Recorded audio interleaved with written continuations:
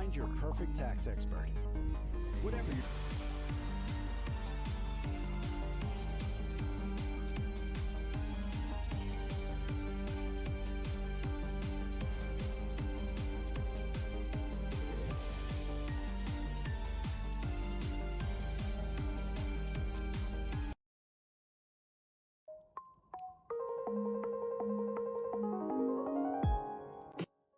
All right, hello everyone. We are back. Hopefully to see a lot of people that just, we were all together before the game started, and obviously we just saw a very disappointing game overall. But got to talk a lot of trades obviously before the game started, and then this happened. But I don't really blame all the Bulls players honestly for what's going on tonight. There's a lot going on, and Bulls are they're missing a lot of guys, whether it's due to trade or due to injury, obviously. But yeah, we got to see the Bulls just get absolutely wrecked by the Milwaukee Bucks. Honestly, for like the third time this season. The Bucks have had the Bulls number. The Bucks are 3-0 against the Chicago Bulls this season. So yet another team that it just is like, well, these people want to claim that the Bulls are going to be actually a really good team. They've lost all three of their games against a team that they should 100% be beating in most of their games. So just another example that this team is just not ready. But hey, we don't really have to count tonight, but either way, the Bulls were 0-2 against the Bucks heading into tonight. So if we don't want to count tonight, then still it's 0-2 then. And we saw AJ Green just absolutely just kill us. Kyle Kuzma, man, had a season high. That's just terrible by the Bulls. Just individual level of defense, which is pretty stupid to see. So pretty bad there. Bulls obviously, with Vooch, in trade limbo right now. We saw that Jalen Smith was the only center really tonight, but he was on a minutes restriction. So when Jalen Smith went out, it was just like the Bulls really weren't a team. It was pretty rough to watch. Jalen Smith was a +8 when he was on the floor. Everyone else was in the negatives. So I think that's honestly just a good example of just like kind of where the Bulls are at right now with their current roster. And just, again, everyone's just kind of in limbo right now. I was very shocked to see that Kobe White, Ayodosumu, and Jalen Smith were all playing today. Jalen Smith missed the last game, right? And so to see him play, I was just like, oh, wow, I was not expecting that. So very interesting to see that. I'm glad that there weren't any sort of catastrophic injuries today, because that was something I was definitely very concerned about when I saw like how everyone's just playing. I thought for sure Kobe would sit. I was shocked to see him out there. He had a double-double, not the most efficient one though. Had a good third quarter, but that was about it. Io was out there. He had a good start to the game. Overall, pretty solid stat line for him, but he banged knees with the Milwaukee Bucks player, and so the Bulls took him out with about 10 minutes left to go in the fourth. So I'm just happy no one else got there was no catastrophic injury. No one got seriously injured tonight. Because the Bulls took a risk today, and it's like, man, if you have a Kobe White trade negotiation that's almost in its final stages right now, and Kobe White just gets injured today, it's like, oh my god, it's just treacherous. So just to even think about. But Bulls survived. At least that's what it seems like. This is the final game before the deadline here for the Chicago Bulls, and so we're gonna go ahead and see what happens here. I'm very interested in seeing what the Bulls end up doing after the moves that they made today, which I think were overall solid moves. But again, they're just solid moves though. The front office still has to kind of make some big decisions here, and I'm just really hoping that they get it right. So I think this man is probably most likely gone that I'm highlighting, but who else will be gone? I'm very interested to see what's going on. Mr. Wind, I think, or sorry, Mr. Win. Trade everyone after watching that game. Nah, I don't want to do that. I mean, I'm not trading Buzelis, obviously, but sorry, I thought my ad block is on. I don't know what that's doing. Say whatever. Anyway, yeah, I mean, obviously, yeah, you're not trading Buzelis, but I understand the sentiment. Yeah, Okoro really didn't have that good of a game. Kobe had a bad start. Honestly, it was pretty bad for Kobe. That was pretty tough. Patrick Williams had a season high. I guess there's that sort of positive, but it took 17 shots for him to get 17 points. So that's not really good, but yeah, he had a nice block. I did see. We got some Yuki minutes. He rebounds really well in his minutes. It's very funny to watch. But yeah, it definitely wasn't the best game from him overall. But again, we shouldn't be expecting anything, honestly. Ulbrich, yeah, it's rough from him, man. Some good rebounds today, but he's gotta be ready to go up strong in certain moments, and I'm just like, man, you're just not ready for it. Definitely very kind of clunky, sort of like driving moments from him, which I understand that he's still kind of working on that part of his game. So decent rebounding today, misses free throws though. But yeah, hopefully Ulbrich can get a little bit more acclimated and comfortable with the current or the regular NBA roster soon here. So overall, I think that tonight, pretty solid game from Buzelis. I was very pleased with what I saw today. I still would have liked to have seen him get the ball just a little bit more. I understand that, Kobe and Io are also out there tonight, so I understand like they're going to have a lot of the ball handling duties, but I thought that we could have seen Buzelis get just a little bit more in terms of just ball handling opportunities for him, but he did a good job today with his blocking ability. He had some really nice block shots, specifically one of Miles Turner. That was pretty impressive. 5 blocks today from Matas Buzelis, 5 of 10 for 3-point range. I think that's good to see. I understand there's a lot of like discourse about like his shot selection right now, but like again, I'm not really upset at it, honestly. Like Buzelis always typically ends up like around like at the end of the game. It's like he's typically around like 7 for 15 from the field. Which is, it makes sense with the shooting percentage, right? So, I think this is honestly good. Hitting 5 threes, like, I don't care if you're going to take 10 threes. If you make 5 of them, awesome. Like, that's fantastic. So I don't have any issues whatsoever with his shot selection at all. Especially tonight. I thought tonight was really good from him. Took the threes when I thought they were in the proper time to take them. I had some nice drives that definitely should have finished a couple that I'm like, yeah, you should have probably finished that one, but it's okay. Had a nice dunk as well when no one picked him up after the Bulls inbounded it. So could definitely use some more rebounding, but again, 5 block shots and 5 made threes in a game. Like, not a lot of players can do that. Buzelis was able to do that tonight, so I'm pretty overall pleased with it tonight. Again, I would like to see more. I would like to see more overall ball handling opportunities for him. I want to see some more pick and rolls where he's the ball handler. That would be good to see because him and Jalen Smith have done really well in those pick and roll opportunities when it's those two together. And now with Vucevic gone, I think it's you might as well just start trying these sort of things. So. Okay, I'm going back to my typical music because I don't want to listen to ads. So yeah, I'm definitely interested in seeing if the Bulls can find a way to get Buzelis more on-ball opportunities, but hey, I'm not going to complain too hard tonight. I think he did a pretty good job. Io continued his good overall play, 50% from the field, 50% from 3, 17 points, 8 assists, 2 steals, and again, doesn't really turn it over. Kobe had a rough start, but then the third quarter was good from him, and then that was just kind of it. So I do think we could have saw more from Dalen Terry. I do not see Isaac Okoro. I don't need Isaac Okoro playing 40 minutes. Like, what is that from Billy Donovan? I honestly don't know. I'm like, man, I would rather just play Dalen Terry some minutes right now instead of playing Isaac Okoro 40 minutes tonight. I don't really get that, but sure. Go ahead, Billy. Go and do whatever you want, I guess. It's just so stupid in my opinion. Go keep losing? Hey, I'm all for it, right? I'm all for the L's if it, again, we have to be developing the guys, the younger players, but for the L's, it's totally fine with me. I'm all good with it. Wonder if AK is going into tank here, does he have something big planned? So it's very interesting right now. There's a lot of Bulls fans right now on Twitter that are using the Zach Collins like potential shutdown as like, oh, see, the Bulls are tanking. I'm like, no, I don't buy that the Bulls are tanking just because Zach Collins might be shut down for the rest of the season. I don't. Would I like the Bulls to like just kind of like phone it in for kind of the rest of the season in terms of like, yeah, we're really not trying for wins. We're gonna make sure that Jaden Ivey gets as much playing time as possible. Like, yeah, like I think that's totally fine. But I just don't think that's gonna be the case right now. I feel like the Bulls are still gonna try to go ahead and try to win this season, try to make the playoffs.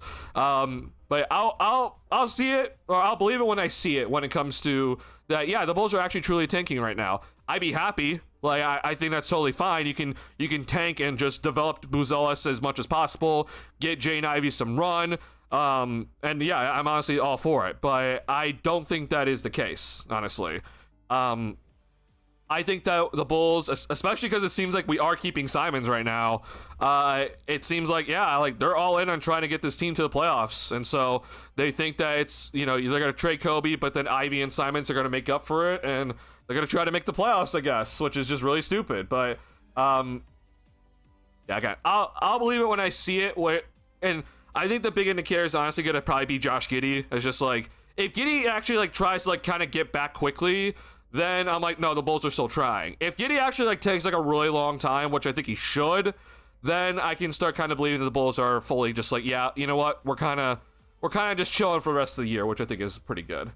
We're heading tanking mode, no doubt at this point.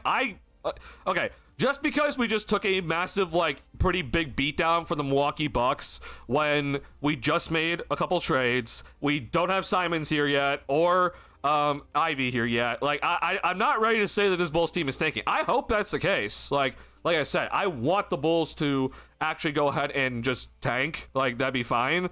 But, again, I don't think that is the case, though, yet. Because this is not, obviously, the team moving forward. We're missing Simons, who's averaging 15 points per game, and also Jaden Ivey, who, I mean, I know he's not really averaging that many points per game this season, but he's been coming off the bench all season long. So, but that's a 17-point-per-game scorer before he got injured. So, I don't think it's... I'm not ready to say that this Bulls team is tanking. I really hope we are. Like, if I see Billy Donovan intentionally just like keeping some of the starters off the floor in like fourth quarter situations, then I'll believe it. But I'm not gonna believe it until I actually fully see it. We're going to tank, get number 1 pick, and draft a guy who should be Mr. Irrelevant with number 1 at that pick. Well, I hope that we don't do that, but I mean I would hope the Bulls actually draft the right guy, but I hope that's not gonna be the case. Are they trying to keep Simons? So again, I looked during the game. I was looking at all the articles from ESPN, and then also everything about Shams and like kind of his like tweets. I didn't see anything about the Bulls looking to keep Simons, but again, like people told me in chat that it's like, yeah, the Bulls are looking to re-sign him, honestly, and Shams said so. So I might have missed it. I'm gonna go back and keep doing my research about it and just kind of see like if Shams did actually say that. Again, though, I do think that we're going to have to kind of wait and see a little bit, and we might just have to wait a day or even, like, past the deadline to kind of get a gauge of what the Bulls are going to do. Again, we'll know about if they want to keep Simons or not, because, like, if he gets traded, then obviously that they don't want to keep him. But I would like to get some info very quickly soon about what the Bulls are planning on doing on Simons. The problem is, though, is that none of these trades are like, confirmed yet or made official just because physicals and everything like that, so... it's going to take some time. But however, I would like to get this going quickly, because if the Bulls need to just kind of trade Simons, then I would like to kind of know. So yeah, now obviously like the Bulls don't need like a Simons to like pass his physical yet before they can trade him. They could just trade him right now if they wanted to. But yeah, I'm waiting to kind of see. Like I would like some info, honestly. When the Celtics playing good, wondering why they did this trade. Yeah, so if you're wondering why the Celtics did this trade, I'm going to go ahead and bring up a tweet from Keith Smith about why the Celtics went ahead and did this trade. And it's for multiple reasons. One, they did need big man help. Like, they are a team that did need big man help at the end of the day. But when it comes to their luxury tax, that was the biggest thing. Simons is making more than Vucevic, and so... them trading Simons for Vucevic, it does help them save some money in terms of luxury tax. Sorry, I'm trying to find the exact tweet here.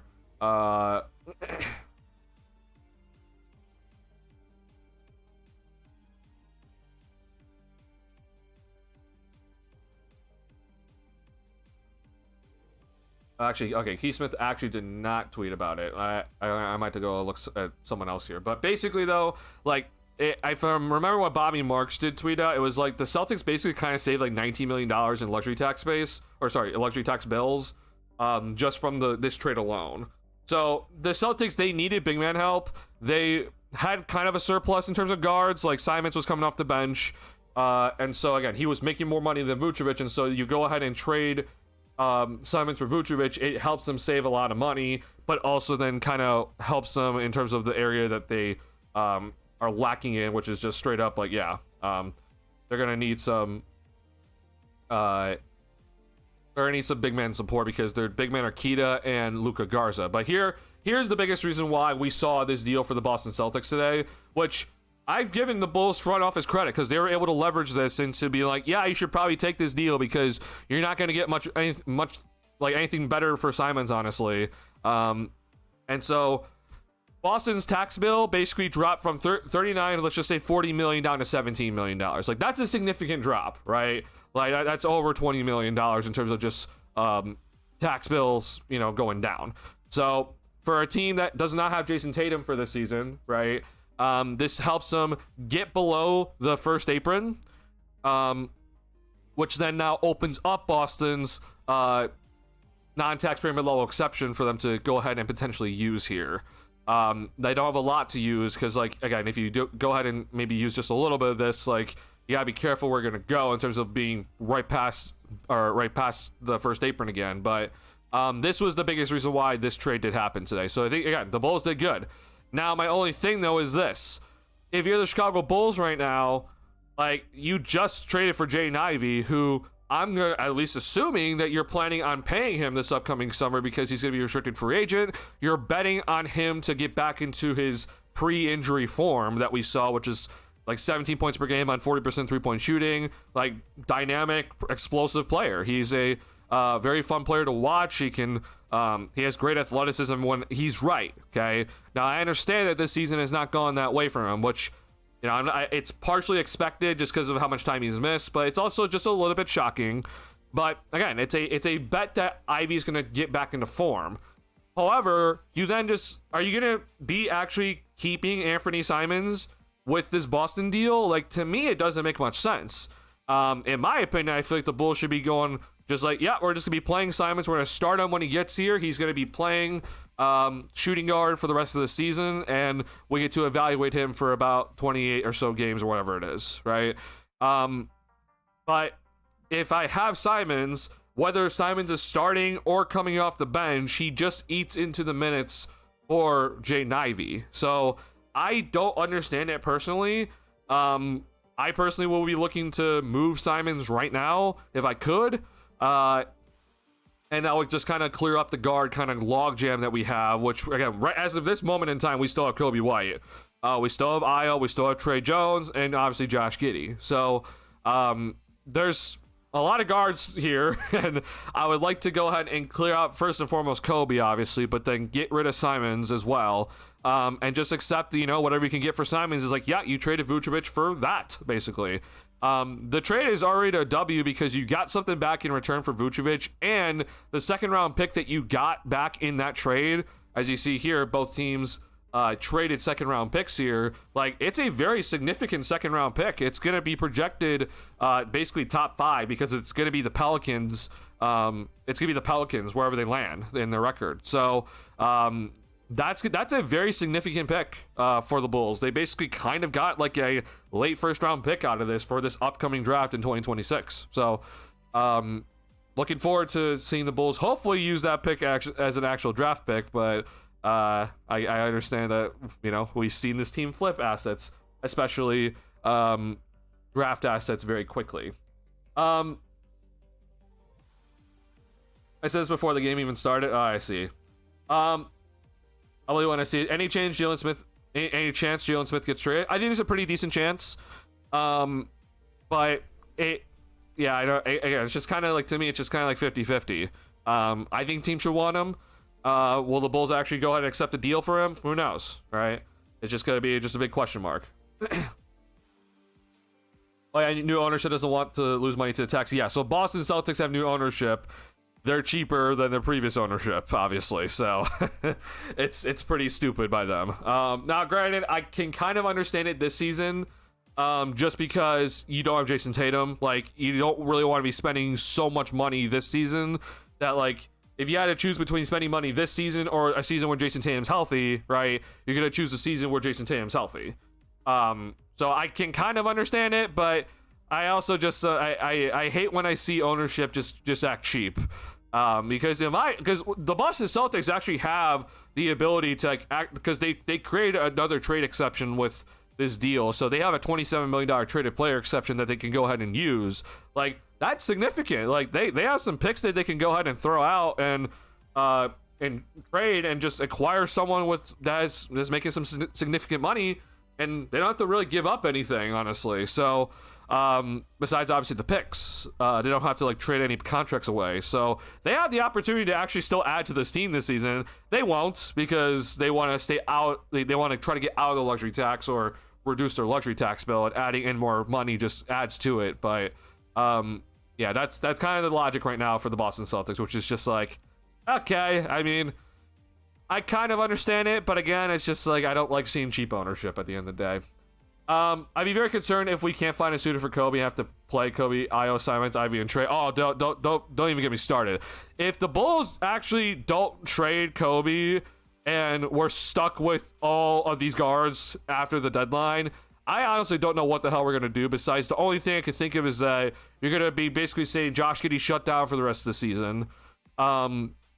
Which I guess maybe, and like, I guess you just better be tanking, and Billy gets to run his big dream of running like 4 guards all at once or something.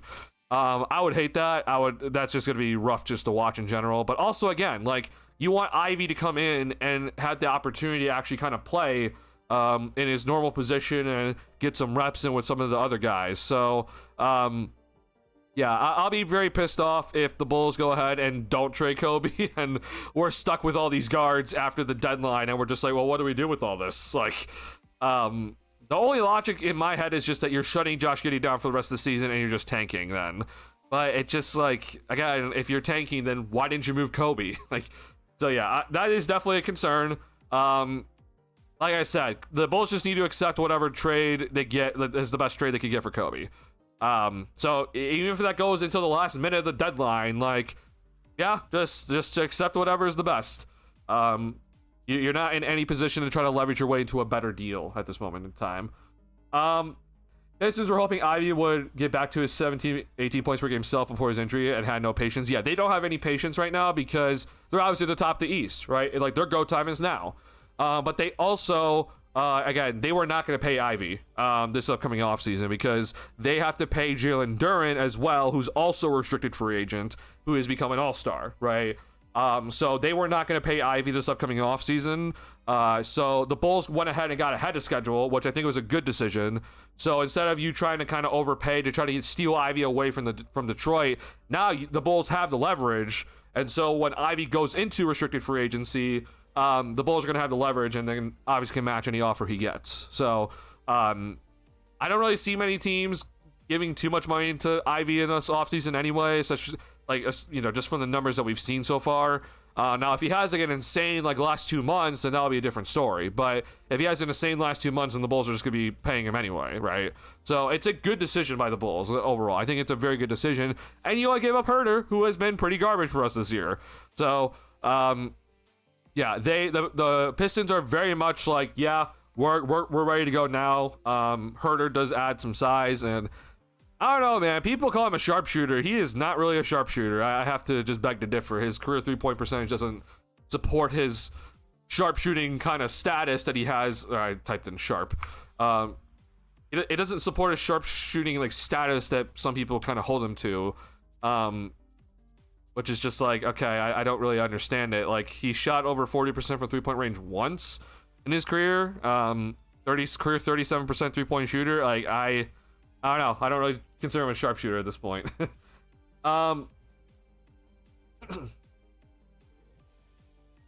Let's see here. Remember last year we were supposed to trade Collins and Herter at the deadline? Wait, what do you mean? We didn't have to trade. Or we weren't supposed to, but like, I mean, yeah, I think I was kind of looking at like possibilities, but I knew it was gonna be difficult, right? It's a lot of money. Yeah. Best Bulls analysis by far. Like, I appreciate it. DQ, I sincerely do appreciate it. If everyone knows about cheap ownership, it's Bulls fans. Oh, for sure. Yeah. Now, granted, the Boston Celtics' current ownership is not even being as cheap as the Bulls ownership right now. Like, they're being cheaper than the previous ownership group, but they're not even being as cheap as the current Reinsdorf ownership right now, because like the Boston Celtics are still paying tax. They're still paying $17 million of tax without their superstar this season. So, yeah. Mr. Wynn, sources, yeah. So, veteran guard Mike Conley isn't expected to stick with the Chicago Bulls by Chris Haynes. So, yeah, Chris Haynes did tweet that out during the Bulls game tonight. I forgot to pull that up, so I appreciate you reminding me about that. So, for any thoughts about, like, oh, is, like, Conley going to stay here? No. That's already been kind of confirmed that, like, yeah, Conley is not going to he's not going to come here, basically. Which, that makes a lot of sense. I've already kind of, you know, if you were here in the stream before the game, I was like, yeah, like Conley should just go off and try to go and win a championship somewhere else. He doesn't really fit in here. The only thing is that right now, at least the way I look at it, is that it's probably going to be a buyout for Conley. Or honestly, the Bulls just might waive him. Like that might even be just the nicest thing to do, is just to waive him.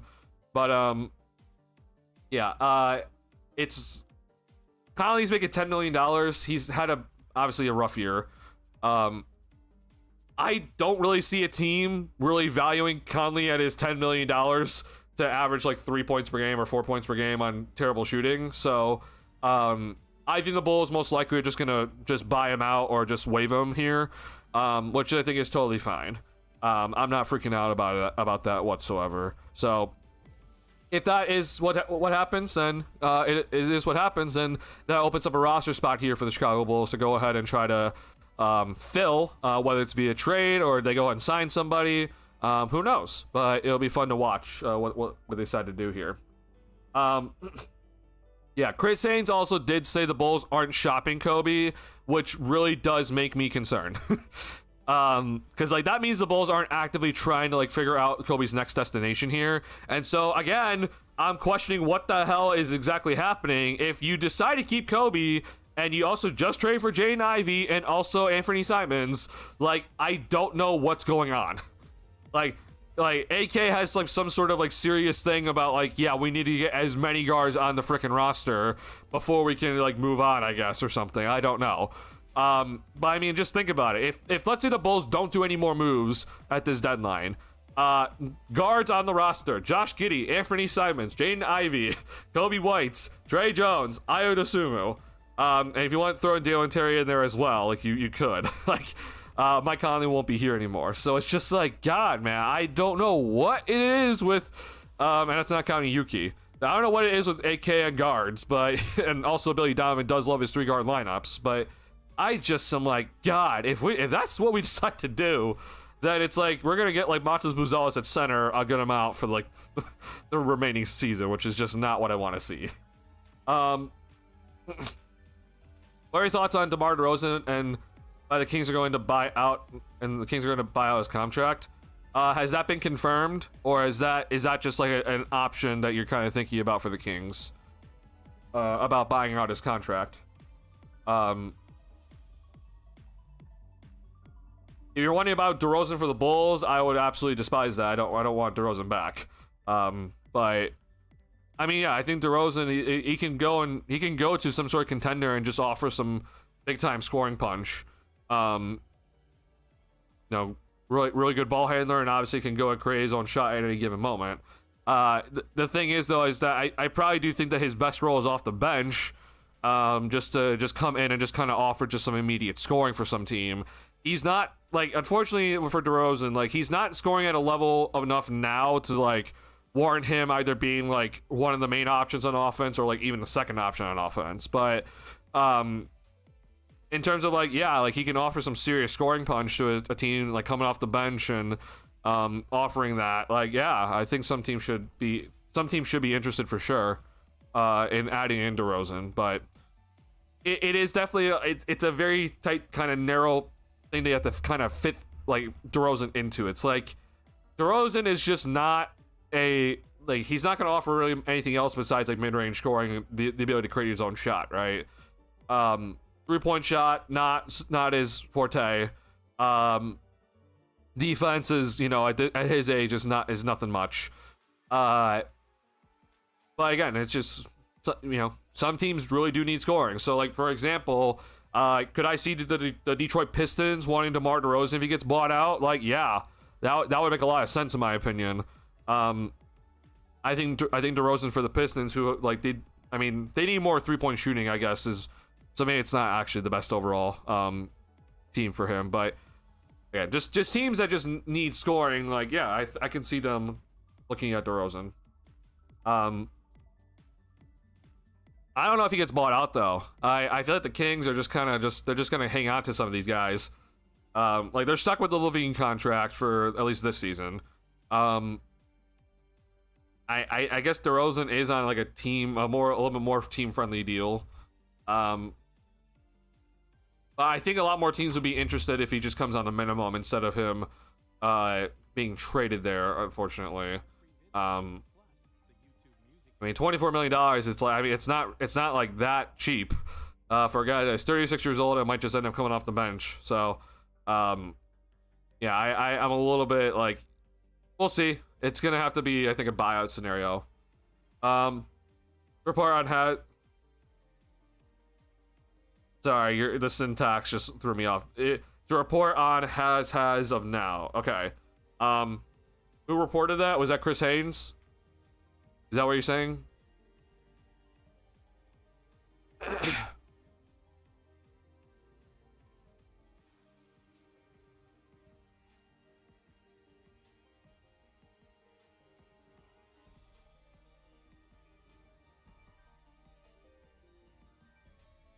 Let's see, Chris.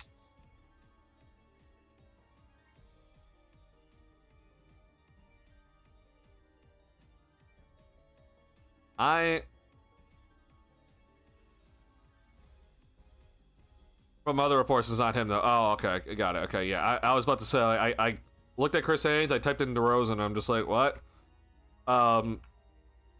Okay. Yeah, he's just a candidate, but again, we don't really know right now. Yeah, I feel like the only way he's going to get somewhere else is if he actually does get bought out. But I don't know what the Kings are doing, honestly. This trade for DeAndre Hunter makes no sense in my opinion. You just traded Schroeder and Ellis, who would have gotten you like some draft capital, not like first rounders, but you would have gotten some draft capital out of it. And you also then traded 2 seconds away in the deal to go and get DeAndre Hunter. Like, he's 28. I'm very confused with what the Kings are doing, honestly. Nothing the Kings do makes sense, which is obviously not very shocking at this point. All right. Other thing I want to go ahead and just point out to everybody about what exactly we're looking at right now. There's a couple of things. There's a couple of numbers that I want you guys to keep in mind. Oh, okay, cool. So reminder that Javon Carter, we waived Javon Carter to allow Sarge to come onto the roster, obviously, to have that deal go through, which I was wrong, by the way. Personal Freedom was right in when that trade did happen. So I did apologize to Personal Freedom about it. So again, I apologize to everyone for my actions for that, because I thought I was right about that. I was like, no, like, you can just go ahead and just waive the player you just traded for. But you need an open roster spot, so that's the reason why the Bulls waived Javon Carter. So Javon Carter is officially dead money, though. His $6.8 million is dead money. The Bulls have obviously added more money to their overall salary cap books for this current season, okay? Simons made more than Vucevic, so here's that. Ivy and Conley together made more than Herter and Saric. So here is those numbers. Actually, no, that is incorrect. That is incorrect, sorry. That is incorrect. Anyway. Sorry, hold on. Ivy... Oh, never mind. Okay, yeah. Ivy and Conley together actually make less than Herter and Sarge together. But no matter what, though, the Bulls still had to go ahead and just waive Javon Carter's money. And so what we're looking at right now for the Chicago Bulls, there's their overall cap. Their payroll right now is $183 million. Again, this is just my overall calculations. I could be wrong. Always double check things with Spot Track, but this is currently my calculations. And so the tax is $187. So right now the Bulls only have about $4.5 million before they get into the luxury tax. Okay. Now there's a couple other things I want to talk to you guys about, because this does apply, and we might see the Bulls potentially use this sort of stuff. Again, nothing's really confirmed yet, so we're still kind of in limbo of like what exactly the Bulls are gonna be doing here. But I want to show you guys a couple of things that are important. So as of right now, for what we're gonna go off of, okay, this person is kind of what I'm talking about here, is like kind of raising the question. But from Keith Smith himself from Spot Trek, it says that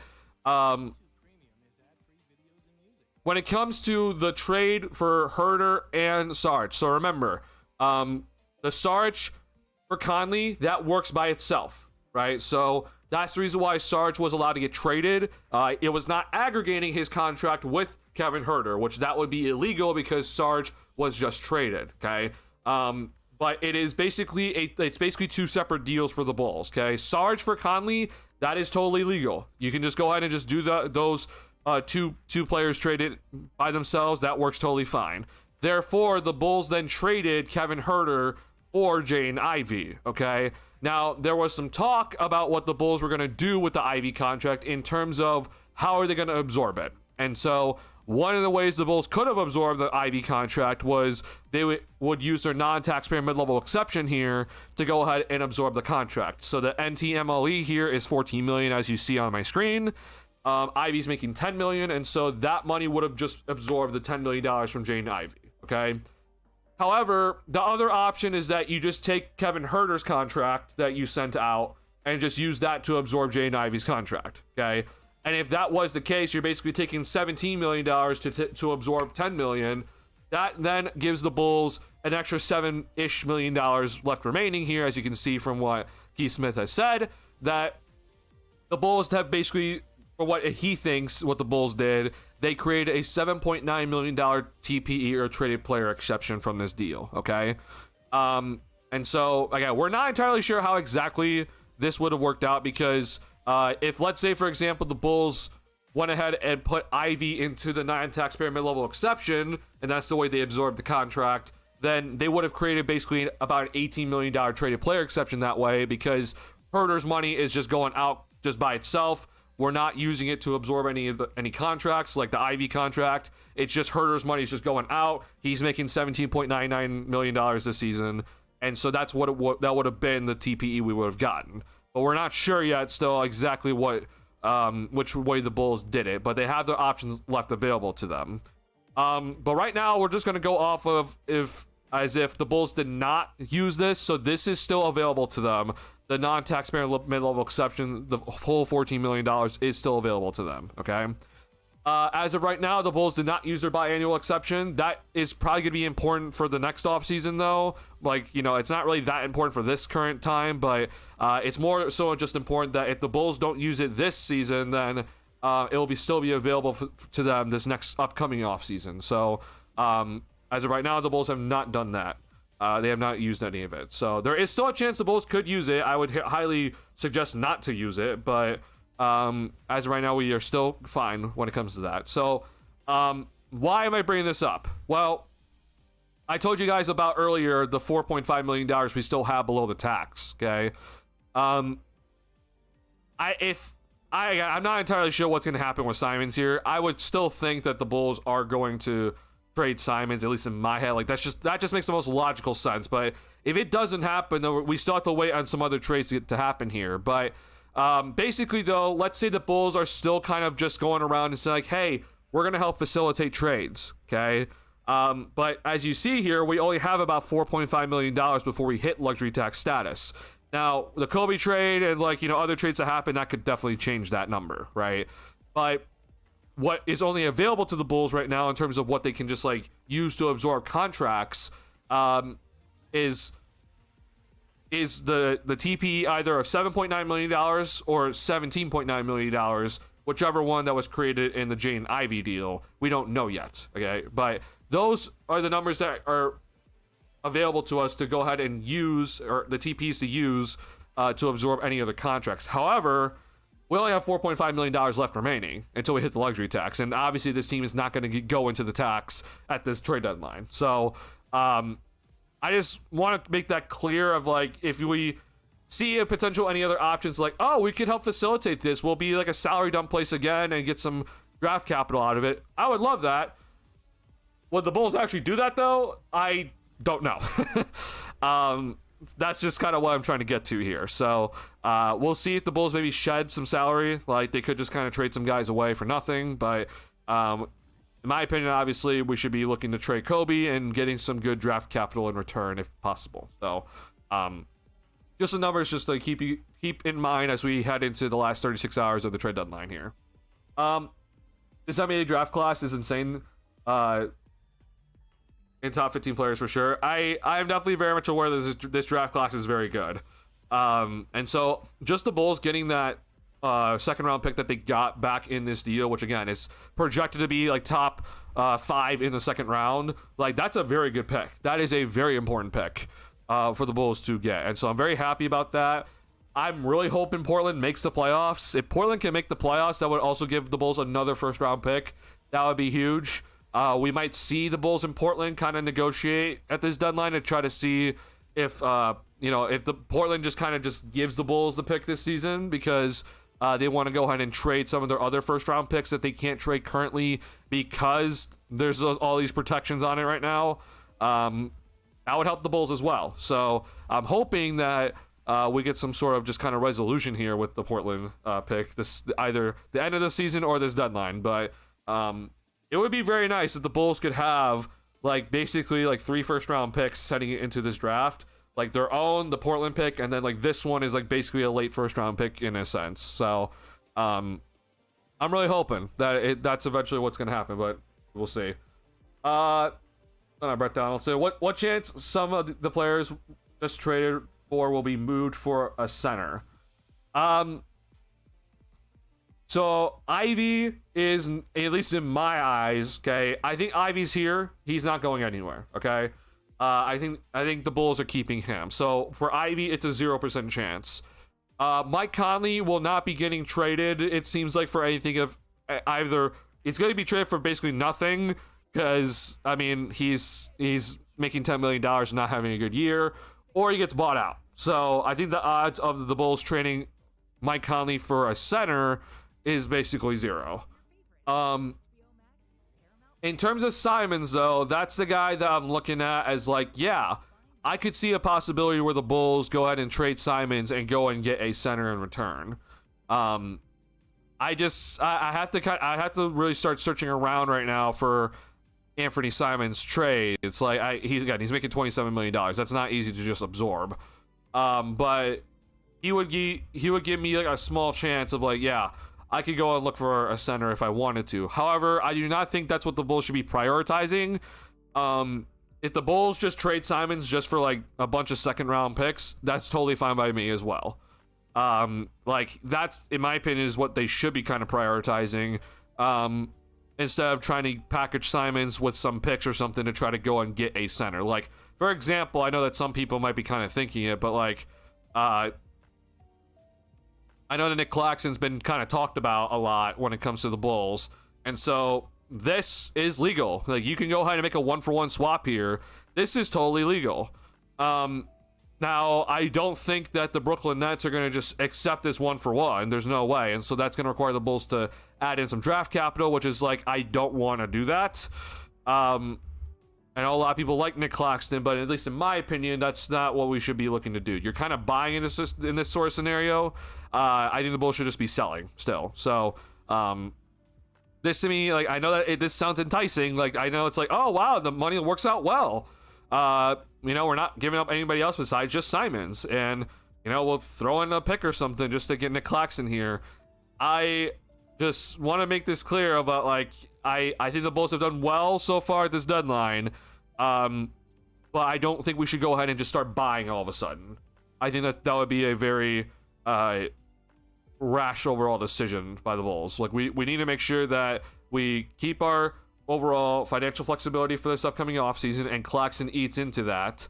And also, I would like to keep our draft picks that we've accumulated, and not send any out. So that would be my overall train of thoughts. There is still a chance though that you just trade Simons and like you're still kind of selling and you might get a center in return. There is that sort of possibility as well. But in terms, if you're wondering about like, do you think the Bulls are actively looking for a center right now? My hope is no, and I also don't think that they are either. I don't think that they're actively looking for a center at this moment in time. And again, like I said, I don't want them to. I'd rather them just make sure that they get good draft capital back in return, or good overall just value back in return for like Kobe White deals or Anthony Simon deals here. Than be worried about, oh, we got to fill in our center gaps right now because Collins might be out for the season and we don't have Vucevic anymore, right? So Jalen Smith is good, but he can't play all 48 minutes, right? So I get it, but if it's like, okay, trade deadline's passed, we only have Jalen Smith available as our only center basically, then it's okay. The Bulls, I would hope that they would either go ahead and sign another person with a potential open roster spot, like, you know, dropping Conley for someone else, or we see them maybe just sign someone to another two-way contract because there's one open currently, and maybe he plays over Ulbrich or something.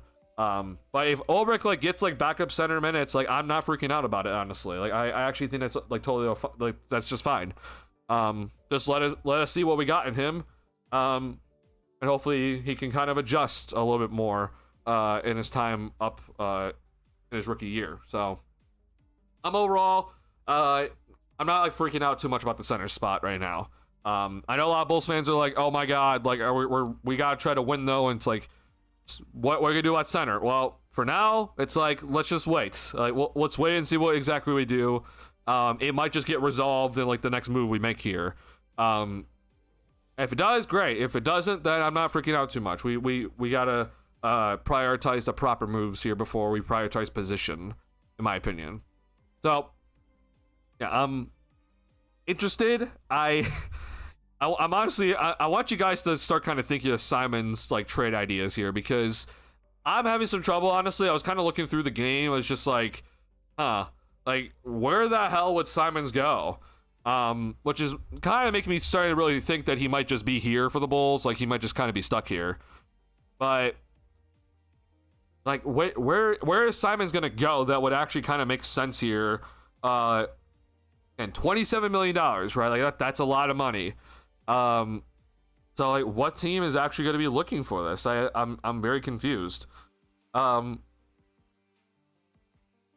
We saw the James Harden and the Darius Garland deal happen during the Bulls game, which was, or basically at the start of the Bulls game, I think, which is pretty insane. So we could talk about that after that. But I don't know, like Miami, Philly, I can maybe kind of make a case for.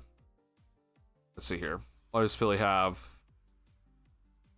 Yeah, no, okay. That's not going to work out, unfortunately.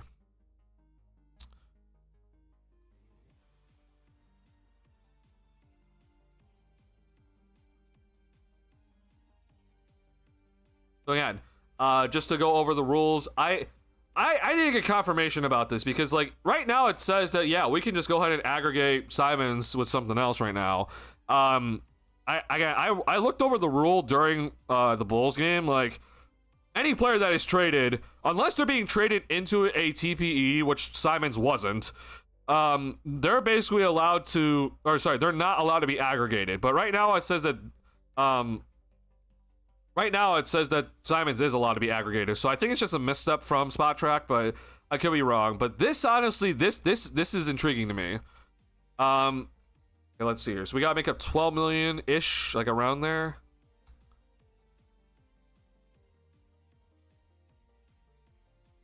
This doesn't even. Okay.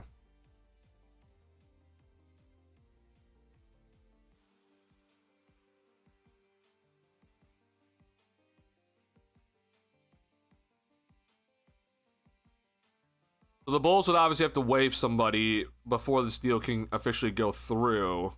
But yet again, I'm going back to a deal that has been, like, I've been kind of looking at with like the Kobe White deals of like, okay, yeah, like Goga as like a guy, like, you know, I do like Goga. I thought maybe he could be like the center of the future. I understand though that he has some limitations that a lot of people are concerned about him being like the center of the future. But like, you know, if you want to go ahead and just kind of take a swing on him, like sure, I'm not mad at that.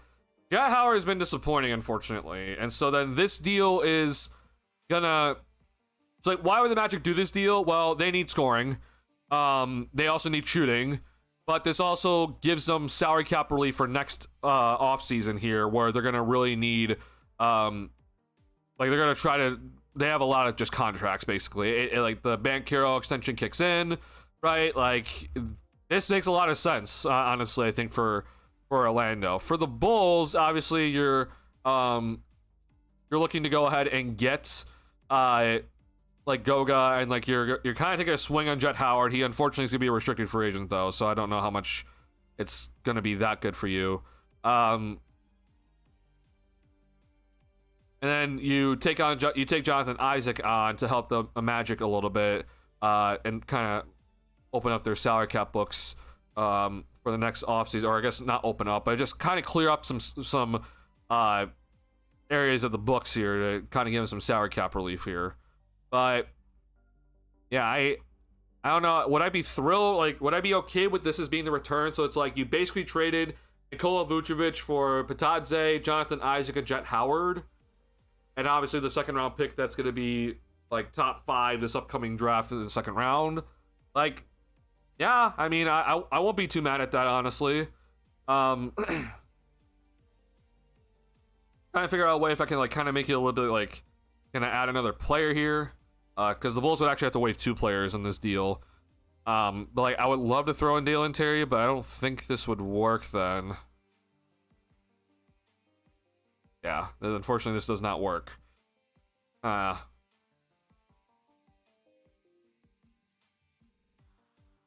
honestly, DT doesn't really help the Magic right now. So, yeah, just a thought. I'm just throwing out ideas here for the Bulls. Kind of just like what can we get for Simons? I think honestly this wouldn't be too bad, honestly. Easy from the Pels.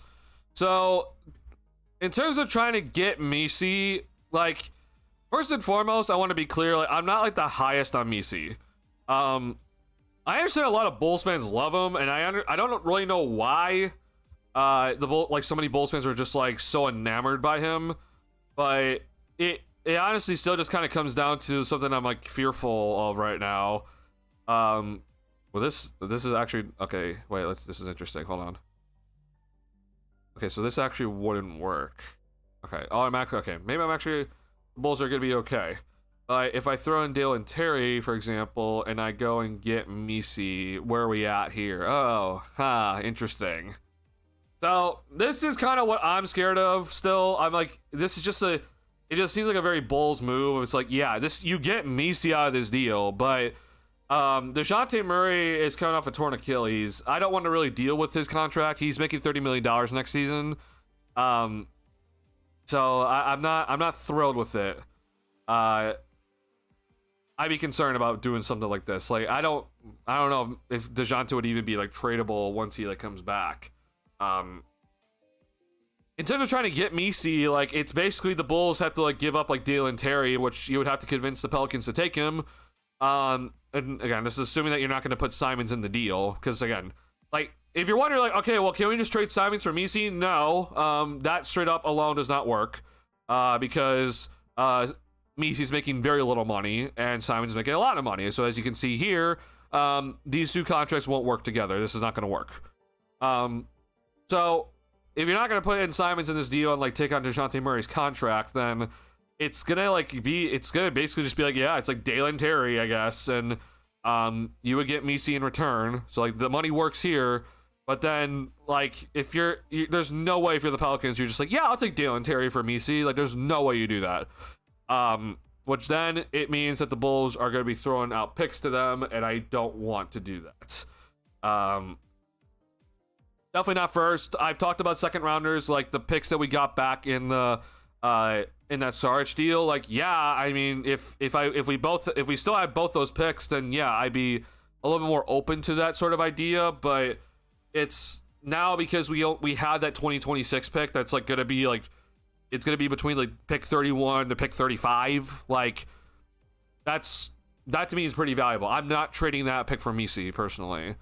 And so then it goes down to like other second round picks there in the later rounds, and I think this is the one that we just got back from Sacramento, so it'd be something like this, and I don't know. I can maybe be convinced that this is okay. Like if it's like something like this, like much later second round picks, or like sorry, much more in the future second round picks, maybe.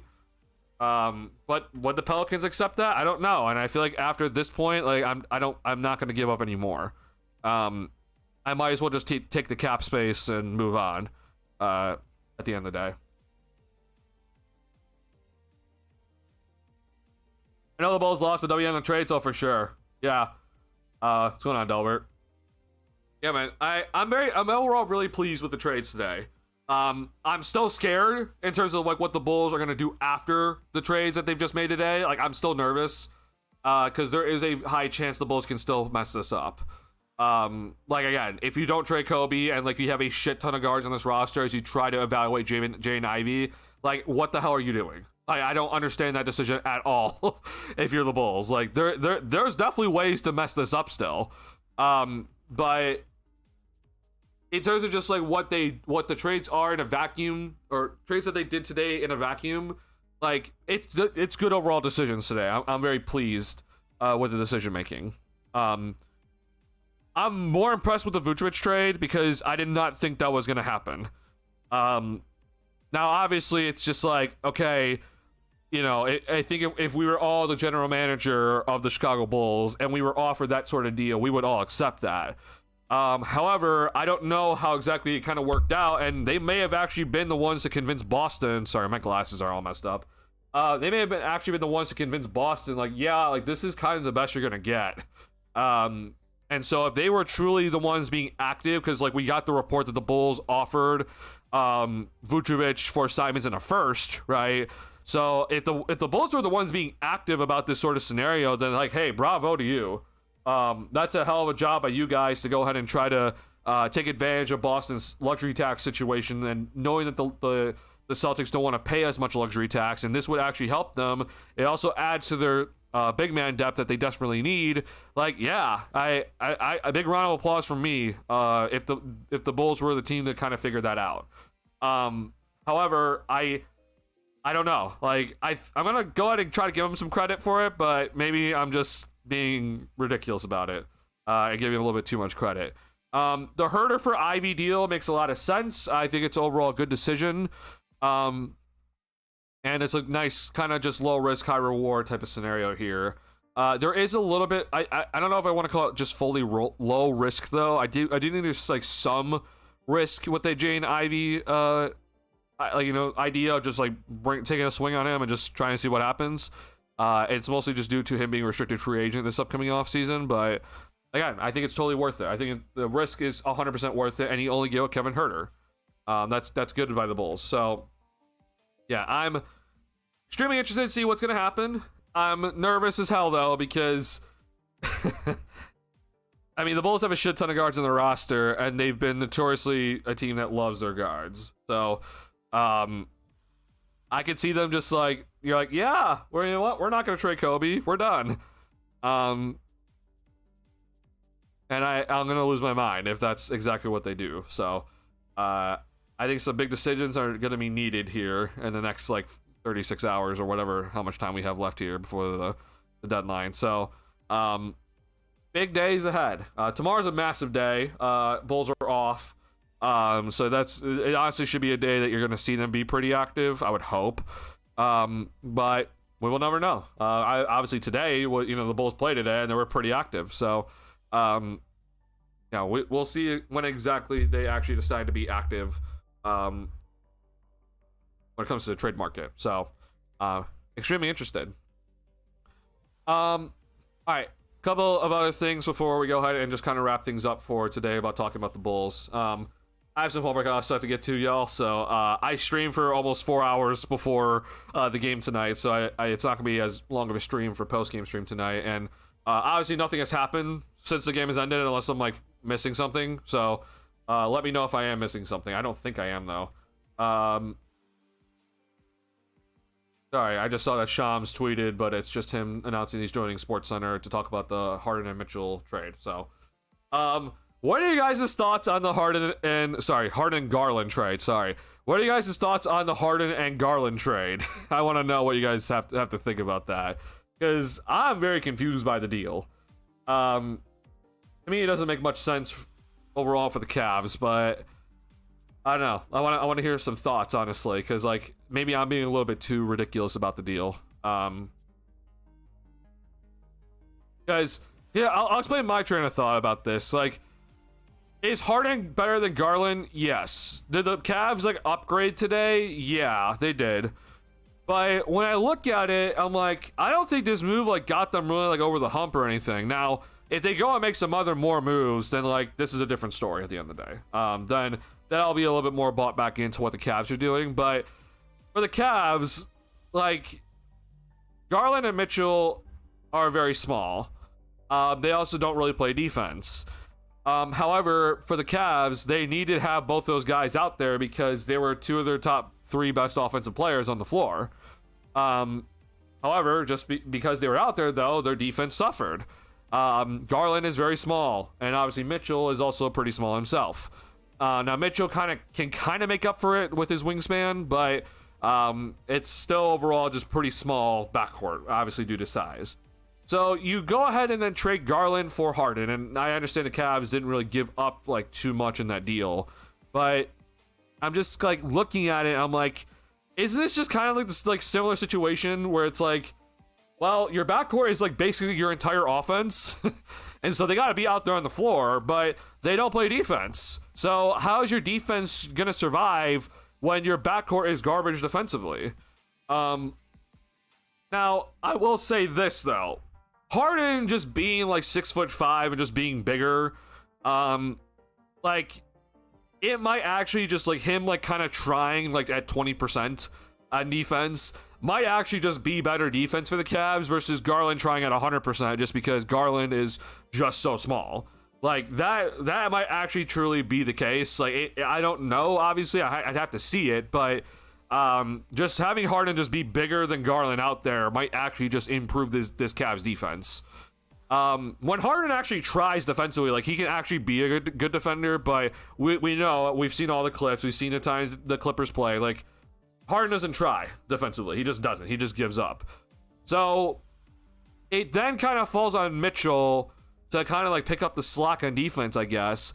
Harden is going to take a lot of pressure off of Mitchell. I fully am like aware that like, yeah, Harden is better than Garland. Harden's going to take a lot of pressure off of Mitchell. And so I guess like you're kind of banking on that Mitchell's going to like be a better defender, give more effort on that end of the floor. But I still just have my concerns. Like I'm like, man, like the Cavs got like kind of better today, but like I don't think they got like that much better today. So maybe it's just baby steps, and they're just like, hey, we're already bought in on the system anyway. Like we're already bought in on Mitchell being the best player. Mobley's are like number 3, obviously, and so then we need a very good number 2, and we were able to upgrade over Garland. Like, okay, maybe that's what they're really just kind of buying in on, and they just pushed all their chips in and they're like, yep, we're going to go ahead and go for it. My only just concern, though, again, is just like that backcourt's not going to play defense, at least in my eyes. So, I don't know. I'm just concerned. Now, I do like their other trade that they did. I think trading Hunter for Schroeder and Ellis, it makes a lot of sense. Like, that was a very solid trade for them. There's word that like they're not fully done. Like they're trying to trade Lonzo to Charlotte right now because Lonzo's been absolutely terrible, and so they're gonna try to team the Ball brothers up together. But yeah, I don't know, man. I'm just like, if you're the Cavs, like they played better recently, so maybe I should have some more hope than like being like, oh man, like I'm just like so doom and gloom on you. Because the Cavs had a really rough start to the year, a kind of rough middle patch.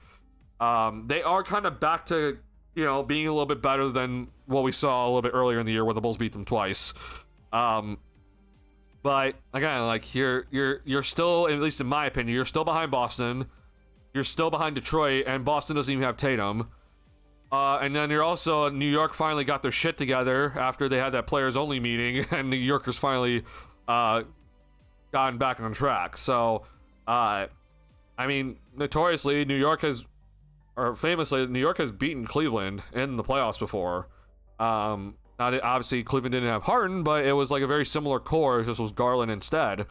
So I'm just concerned. I'm like, man, I don't really know if you guys did that much, honestly.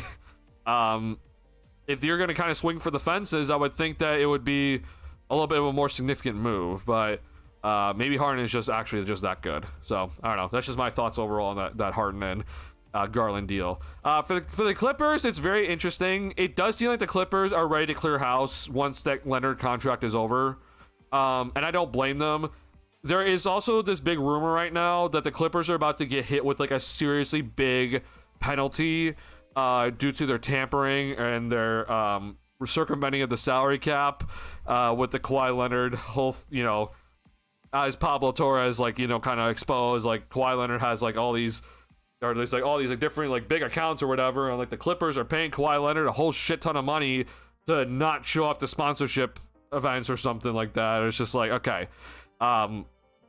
It does, like, there are some like big rumors right now that the Clippers are about to get hit with like a severe penalty, and so I do think that's kind of like a big reason why Harden was like, I want to jump ship, because I don't think the Clippers want to actually give out any sort of like new extension or kind of re-up on their current roster, because there is like this kind of talk of like, yeah, it's gonna be pretty severe for them. And so they're just like, okay, listen up, y'all, like, here's a situation like this. We're not going to be looking to actually contend like during these years or whatever it is. And so they basically then told Harden like, yeah, we're not going to, we can't give you like a big like confirmation that we're going to resign or give you a new contract after this season. Because again, he's not extension eligible. So like they basically said, yeah, we're not going to resign you basically to like the money that you want. And so Harden's like, yeah, just trade me then. Like, if you guys don't want me, then just trade me. So, he got his wish. Harden's going to Cleveland. I'm going to hope this actually does push Cleveland over, like, the hump of, like, okay, yeah, they're, like, a true contender again. Harden's had a great year. Like, I'm very shocked to see James Harden at 36 is playing as well as he's playing this season. It doesn't make any sense to me, but he's doing really well. But I'm like, bro, if you're Cleveland, man, like, I just hope that this does actually like push them over, because if it doesn't, then I'm like, you're like even more stuck than you were before, where like at least Garland was kind of young in a sense. Like, I understand there's a lot of questions about him and his size and his availability, but at least maybe you can kind of use him as like trade bait and like try to upgrade the team. If let's say this doesn't work out for you this season, then you're heading into next season with a 37-year-old James Harden. Mitchell just got a year older, and it seems like he's not going to be re-upping with the Cavs or giving them any sort of guarantee. So, like, then I'm questioning what's the plan. Here's Harden's numbers this season, which, I mean, somehow he's averaging his highest points per game since one of his, like, MVP caliber years, which is just crazy. Yeah, I'm honestly just, I don't know. I'm very, like, man, I hope this really is the move. Because if it isn't, then oh boy, they're gonna have some serious issues moving forward, at least in my opinion. Yeah, very interesting moves overall. The trade deadline has yet again delivered, I think. I know that some people are, nothing's ever gonna live up to that Luka Doncic trade. That was a special moment in NBA history, because that's, I mean, holy shit, I can't believe the Mavs still did that trade. But I still think that it's so far been a very good deadline. And obviously, I'm happy to see the Bulls are involved, because I was very concerned that they weren't going to be involved. So glad to see it. So all right, I've stalled a little bit longer just to see if anything is going to happen. Seems like nothing's going to happen as of right now. So if another Bulls trade does happen, I will not be streaming tonight. It's going to have to be pushed until like a video or something later, or maybe I stream tomorrow at some point. In terms of what has already happened, I do plan on making a video and also writing about it, so be on the lookout for those to come out. I'll announce when the writing is posted on this channel, and then obviously when the video is posted, you guys should also see it. So It is probably going to just kind of reiterate just stuff that I said on stream, but I want to go ahead and kind of make a compacted video about all the details for all the trades that did happen today. Yeah, and I think Kobe needs to be the guy that needs to be looked at as like he's the next trade candidate. Like, we got to move him. I would like to trade Simons. I think that is the proper decision, but who knows at this point, honestly. There's definitely some at least what it kind of seems like the Bulls are like, yeah, we're just going to keep him. So if that is the case, then okay. I have some thoughts then, and once we get confirmation about that, then we can talk about some of the scenarios that the Bulls are going to be putting themselves in the offseason if they just decide to keep Simons. So can't wait to talk about all that when that does happen. Just want to say thank you guys all for the support all day long. It's been a lot of fun all day to talk to you guys about all the trades, and then obviously we had a very crappy game to kind of talk about here, which we didn't spend too much time on, which is fine. But if this is Kobe White's last game as Chicago Bull, I do appreciate what he did in Chicago. I hope nothing but the best for him. Hope he gets to go to a good winning team and contribute there. Best of luck to him as always. So good luck to him, and obviously anybody else that happens to get traded today. And even to the people that did get traded today, like, best of luck to them. Appreciate your time on the Bulls. I'm looking forward to seeing Ivy get into a Bulls uniform and get to see him play. It's going to be important to kind of see his overall play for the rest of the season before the Bulls go ahead and have to pay him. So, Bulls do not play another game before the trade deadline, but their next game is going to be on trade deadline day on Thursday. But again, this game's going to be at 6:30 p.m. The trade deadline for the NBA this season is on Thursday. It is at 2 p.m. Central Time, okay? Unfortunately for me, I'm going to be in the middle of a class when in the last deadline hour. So that's going to be brutal for me.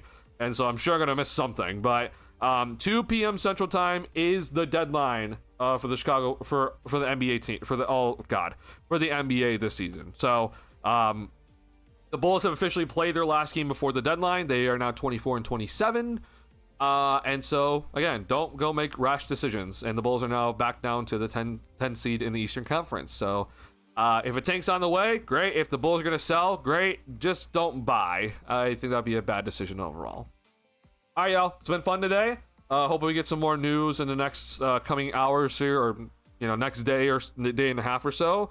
And I look forward to breaking it all down with you guys on stream and also on video and through articles. So it's been a fun day, and I hope you guys enjoyed your time here on this channel. If you like Bulls content, please subscribe. Please hit the like button on the stream. Helps me out a lot. I'll see y'all whenever I see y'all. All right. Peace out. Have a good night, y'all. Peace.